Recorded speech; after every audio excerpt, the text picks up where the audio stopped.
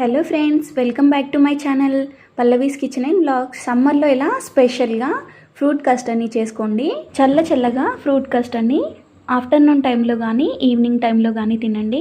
Taste అయితే చాలా బాగుంటుంది. ముందుగా ఒక చిన్న బౌల్లో 1 టేబుల్ స్పూన్ సగ్గుబియ్యం వేసుకోవాలి. చిన్న సగ్గుబియ్యం కూడా మీరు యూజ్ చేసుకోవచ్చు. ఇప్పుడు కొన్ని వాటర్ పోసుకొని ఒకసారి బాగా వాష్ చేసుకోవాలి. ఇలా వాష్ చేసుకున్న తర్వాత కొన్ని వాటర్ పోసుకొని ఒక మూత పెట్టుకొని 1 అవర్ నానబెట్టుకోవాలి. సగ్గుబియ్యం నానబెట్టుకోవడం వల్ల తొందరగా ఉడుకుతాయి. గంట తర్వాత మూత తీసి చూడండి, సగ్గుబియ్యం బాగా నానాయి. ఇలా నానబెట్టుకున్న సగ్గుబియ్యం 1/2 కప్పు దాకా వచ్చాయి. ఇవి ఒక గిన్నెలో వేసుకొని సగ్గుబియ్యం నానబెట్టుకున్న గిన్నెతో 1 కప్పు దాకా పాలని పోసుకోవాలి. ఇప్పుడు స్టవ్ ఆన్ చేసుకొని గిన్నెను పెట్టుకోవాలి. పాలు కొంచెం వేడైన తర్వాత సగ్గుబియ్యాన్ని కలుపుతూ ఉడికించుకోవాలి. సిమ్లోనే పెట్టి ఉడికించుకోండి.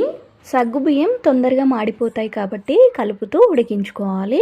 ఇలా మొత్తం ఉడికిన తర్వాత ముందుగా ఏ కప్పుతో అయితే పాలను తీసుకున్నానో అదే కప్పుతో 1.5 కప్పు దాకా పాలని పోసుకుంటున్నాను. అంతా కలిసేలా ఒకసారి ఇలా బాగా కలుపుకొని 1 టేబుల్ స్పూన్ దాకా కస్టర్డ్ పౌడర్ని తీసుకోవాలి. ఇందులో కొన్ని పాలను పోసుకొని బాగా మిక్స్ చేసుకోవాలి. ఇలా కలుపుకున్న కస్టర్డ్ పౌడర్ని పాలు కొంచెం మరుగుతున్నప్పుడు వేసుకోవాలి. ఇప్పుడు అంతా కలిసేలా ఒకసారి బాగా కలుపుకోవాలి. ఇలా కలుపుతూ ఉడికించుకోవాలి.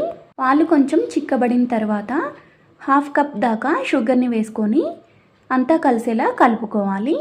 ఇలా 2 నిమిషాలు ఉడికించుకొని స్టవ్ ఆఫ్ చేసుకోవాలి. పాల కన్సిస్టెన్సీ ఇలా ఉంటే సరిపోతుంది.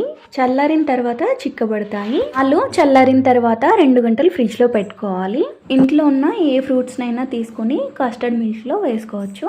నేను యాపిల్, ఆరెంజ్, గ్రేప్స్, బనానాని వేసుకుంటున్నాను. ఇవన్నీ కూడా చిన్నగా కట్ చేసుకొని పెట్టుకోవాలి. 2 అవర్స్ తర్వాత కస్టర్డ్ మిల్క్ని ఫ్రిడ్జ్లో నుండి బయటికి తీసి ఒకసారి బాగా మిక్స్ చేసుకోవాలి. చూడండి, కస్టర్డ్ మిల్క్ కొంచెం చిక్కబడింది. ఇప్పుడు ఇందులో ఫ్రూట్స్ని వేసేసుకోవాలి. కట్ చేసుకున్న ఆరెంజెస్, అలాగే బనానా, యాపిల్, ఇలా ఇంట్లో ఉన్న ఏ ఫ్రూట్స్నైనా మీరు వేసుకోవచ్చు. ఇలా కట్ చేసుకున్న గ్రేప్స్ కూడా వేసుకొని అంతా కూడా కలిసేలా బాగా మిక్స్ చేసుకోవాలి. మీకు ఇంట్లో ఫ్రూట్స్ ఏమీ లేకపోతే ఒక బనానా వేసుకున్నా కూడా ఈ ఫ్రూట్ కస్టర్డ్ అనేది టేస్ట్ చాలా బాగుంటుంది. చూడండి, టేస్టీగా ఫ్రూట్ కస్టర్డ్ రెడీ అయింది. ఆఫ్టర్నూన్ టైంలో ఈ ఫ్రూట్ కస్టర్డ్ని తినాలనుకున్నప్పుడు మార్నింగ్ టైంలోనే కస్టర్డ్ మిల్క్ని ప్రిపేర్ చేసుకొని ఫ్రిడ్జ్లో పెట్టుకోండి. తినే ముందు ఫ్రూట్స్ని కట్ చేసుకొని వేసుకోండి. ఇలా ఫ్రూట్ కస్టర్డ్ని ప్రిపేర్ చేసుకుంటే టేస్ట్ సూపర్గా ఉంటుంది. ఒకసారి తప్పకుండా ట్రై చేసి చూడండి. మీకు ఎలా వచ్చిందో కామెంట్ సెక్షన్లో చెప్పండి. ఈ వీడియో కనుక మీకు నచ్చినట్లయితే ఒక లైక్ చేయండి, కామెంట్ చేయండి. మరిన్ని వీడియోల కోసం సబ్స్క్రైబ్ చేసుకోండి. Thank you for watching.